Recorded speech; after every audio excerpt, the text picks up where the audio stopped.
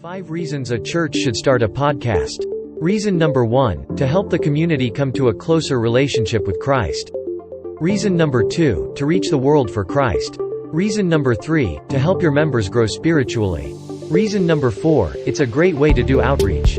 Reason number 5, it can be a great beneficial experience for all involved. First, a podcast can help you reach your community for Christ. When your community hears about the podcast, they will likely be intrigued. A lot of churches currently put their sermons online, but not too many yet have podcasts. This will bring a lot of curious listeners to your podcast, if it's promoted. Plus, it's a reason to run a Facebook or Google ad.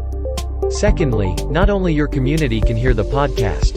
Since it will be on the internet, it will be available to all who have access to those platforms where your podcast is, and you can get it on all the podcast platforms available, pretty much.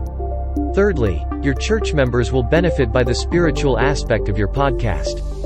Perhaps it's a shorter version of last week's or the upcoming sermon, or perhaps it's on a totally different subject altogether, but regardless, it's a great way to help your church members grow. Fourthly, it can bring people to your church. If your church starts a podcast, it can be a source of outreach for your local ministry at the church. Fifthly, it's a very wholesome activity for those who are involved with it. Many people treat podcasting as a hobby, but for your church it will also be beneficial. Your podcast could also feature guests, if you want, through interviews or talking. They don't have to be where you are. You can record a Zoom meeting and then use the audio from the Zoom meeting for the podcast.